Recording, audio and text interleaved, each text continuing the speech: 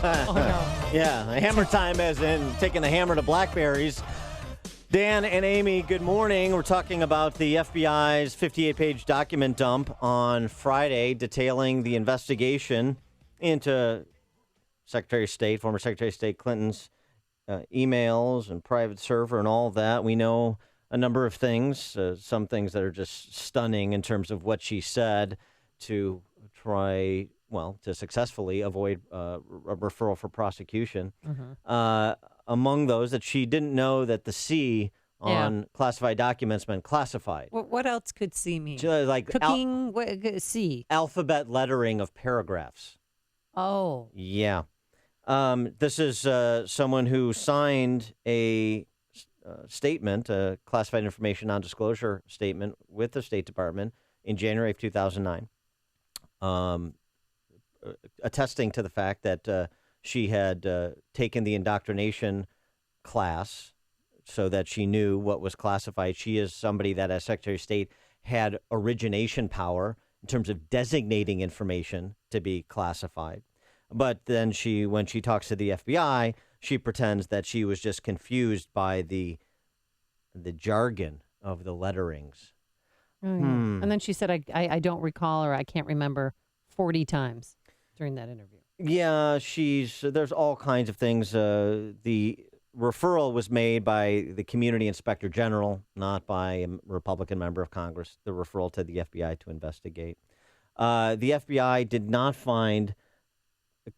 prove conclusively that hostile foreign actors accessed her server, but they did find that hostile foreign actors successfully gained access to the personal email accounts of individuals with whom Clinton was in regular contact, and in doing so, obtained emails sent to or received by Clinton on that personal account.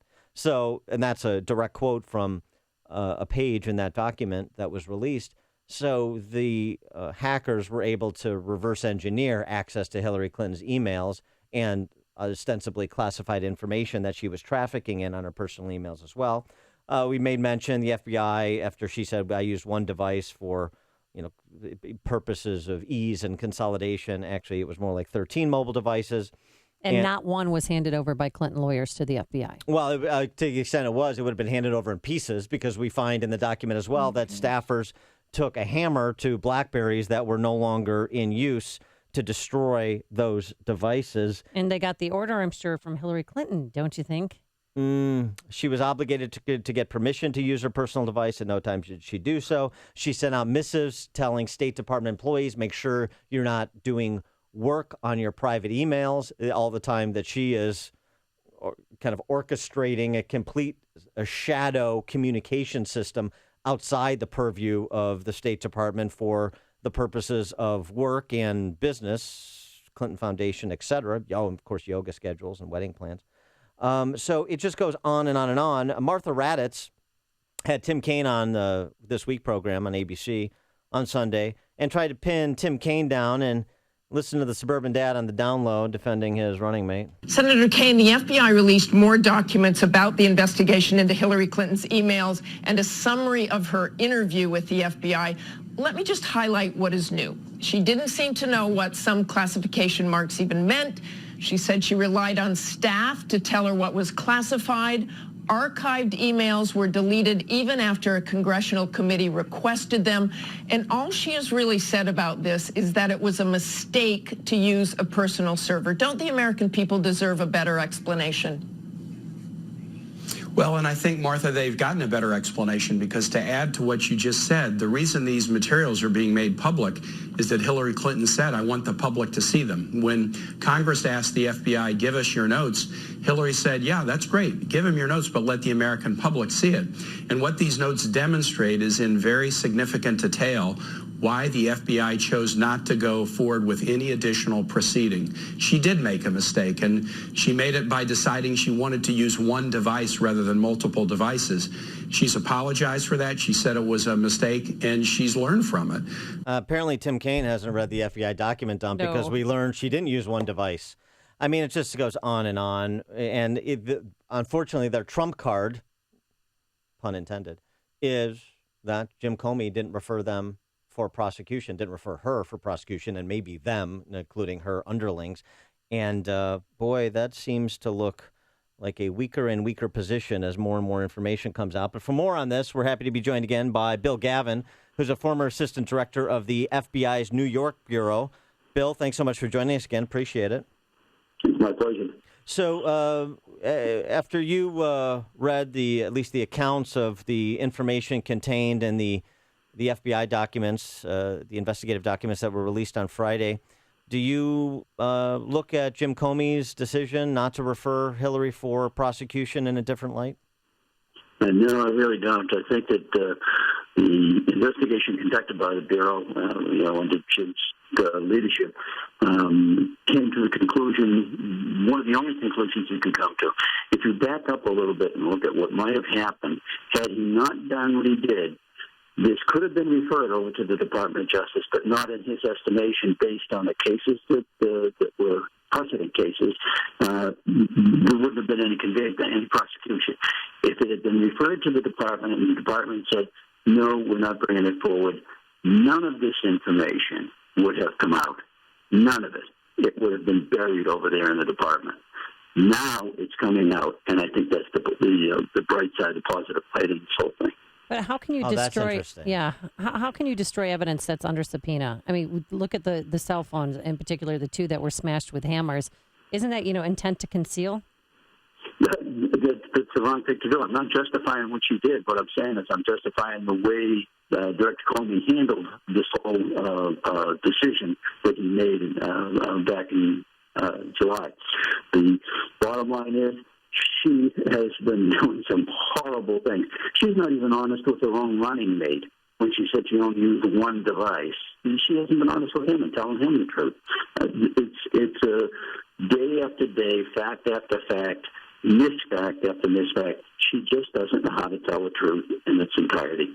So let me ask you this, because this is very interesting. You're suggesting kind of Comey bootstrapped an argument not to avoid Hillary Clinton, a reckoning for Hillary Clinton based on what she did, but to do it through kind of extrajudicial means, which is to say, put it out there in the political arena so that it derails her candidacy for president, rather than sending it over to justice where Loretta Lynch buries it until after the election and she gets away with it, as it were. Is that what you're suggesting? I'm saying that that's a strong possibility. The other thing is that no matter what was done, I'm not too sure what the results of her electability is going to be anyway. Well, yeah, but so let me. But if Comey had referred her for prosecution back when he made his announcement a month ago or so, Loretta Lynch, they have to do something with it, or they have Jim Comey out there still saying, this has to come out. There's political pressure on them. There's media pressure on them to make some kind of decision, at least in terms of whether she'll prosecute before the election. Wouldn't you think? There are all kinds of possibilities. But if it goes across the street to the Justice Department says, we are considering. They can sit on those grand jury determinations, take forever sometimes. Yeah.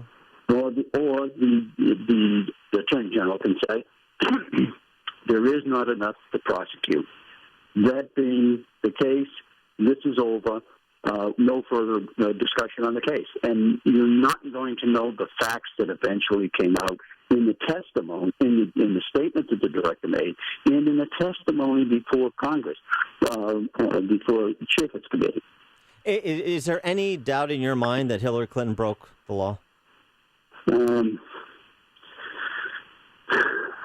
I can't say. Not being privy to the deliberative process that went on during the course of the investigation, not being privy to the actual documents and the information obtained, I can't tell you. I will say that Jim Comey, when he arrived at his conclusion, was uninfluenced by anything other than his own opinion in the investigation. There is all kinds of rumor floating out there. The White House got to him, or the department got to him, or he's looking forward to his career. That's nonsense.